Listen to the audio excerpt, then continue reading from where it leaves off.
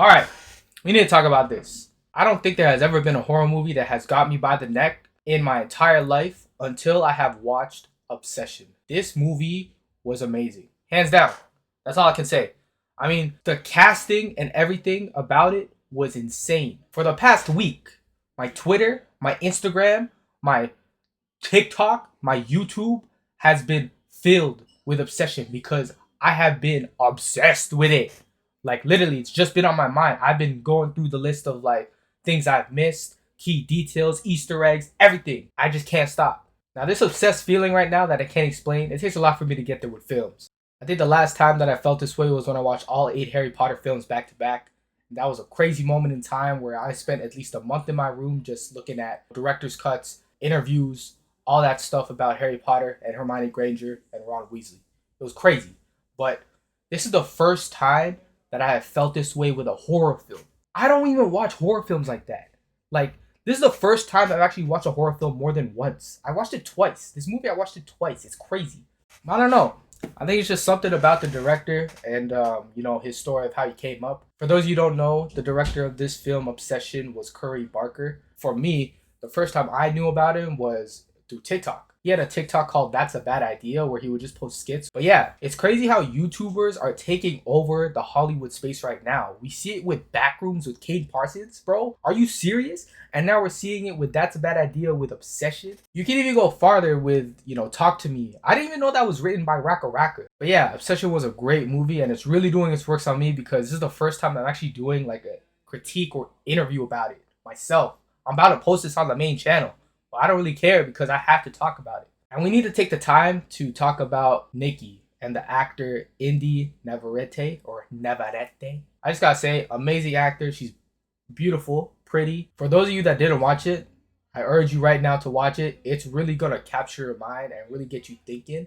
And after watching the movie, I guarantee you're gonna search up everything that you missed, bro. I was looking at so many videos about how many Easter eggs and how many other things that I missed, and that's the reason why I had to watch it again, a second time. Now, I want to deep dive into the movie. So, for anyone that hasn't watched it, this is a spoiler warning. I urge you right now to click off this video, watch the movie, then click back on this video, and let's have a chit chat about it. The first thing I want to talk about is Bear. The fact that the protagonist of the movie slowly becomes the antagonist is just a crazy switch up and a crazy dialogue for the movie itself. When you look at Bear, he just reminds you of that shy, sweet guy who just can't really get the time to confess his feelings. Maybe he's too nervous. Maybe he's getting interrupted, of course, by his friends, close friends like that. But at the start of the movie, you resonate with him and you kind of want him to succeed in telling Nikki how he feels about her. And I think the reason why most people want Bear to succeed at the start of the movie with Nikki is because how Nikki, the character, portrays herself. Nikki in this movie is like a chill, cool person that you just want to hang out with. And Bear is kind of just that guy who really wants that love, that connection. And, you see that Nikki and Bear could work out at some time, but it's just someone is holding him back. It is actually crazy to me. And I think it's the first time I've seen in movies where the main character, the protagonist, actually sooner or later turns out to be the antagonist of the movie. I mean, Bear at the start of the film was literally just a soft-spoken guy, someone who couldn't get their word in edgewise, someone who couldn't say what's on their mind, and someone who couldn't confess their love to their crush that they had. And I think that's the reason why people resonated with him at the start, because they wanted to see him succeed with Nikki, who's such a cool character and someone that's such a vibe to be around, that you wanted to see them connect. But unfortunately, Bear was just holding himself back because he couldn't speak his mind out. And I saw a lot of comments about the film saying that Bear really just liked the idea of Nikki being there, but didn't really truly love her. He just liked the idea of her like being in his life, and that basically shows like the obsessive vibe that he had over her and kind of the selfish motivation that he had towards it. I think we can all agree as viewers of this movie that the true victim of this film was really Nikki. I mean, she was just a cool vibe person who just wanted to hang out with friends and do her own thing, and it's kind of crazy how it just turned out for her. One cool thing I found out about that movie was that her full name was Nikki Freeman, and unfortunately, it's kind of ironic how her name is Freeman, but she was never free in that movie to begin with. One thing that we got to talk about is also the friends. Um, I know they're not really true antagonists of the film, but we just gotta give word to Ian and how bad of a wingman he really is. And the pin drop in the movie when we find out that Ian had been sleeping with Nikki for that long time, it really, really gets you to show that he was really just an asshole from the start. That fool did not want Bear and Nikki to be together, and he was trying everything in his power to separate them no matter what. He was a really true gaslighter. Like, this fool gave every bad Riz tactic to Bear that he actually executed on Nikki, and it just fumbled so hard. And then there's Sarah. Sarah is a really good character because she's literally Bear but as a female form. She liked Bear, but just like him, she didn't confess her love to him and didn't say anything, which basically put her in the same position as Bear.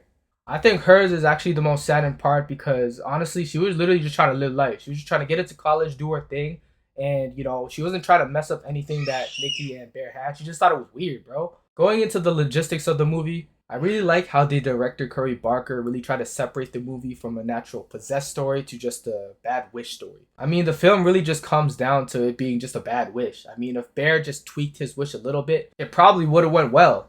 But instead, he said, I wish Nikki would love me more than anything in the fucking world. Like, who says that? That's really simp ass shit. Like, honestly. Like, you could have wished for anything else. During the middle to the end of the movie, that's when we get to see Bear be the actual villain because that's when he just caves in and is fine with living with a completely different person who is so far away from Nikki. I mean, there were instances in the movie where he was literally trying to gaslight himself into thinking that Nikki truly loves him, but even so, it didn't fall right. Like, truly, there were some scenes where I'm like, Bear, like, this is really some weird shit. I'm like, you gotta snap out of it or something. And that switch from wanting the protagonist to succeed to now wanting him to fail was like a great movie plot. And that's why I think it's such a good movie to begin with. I mean, truly, when I tell you this, I really wanted Bear to off himself during like the middle to the end because that fool was just like blinded by his own lust and love, bro, and obsession.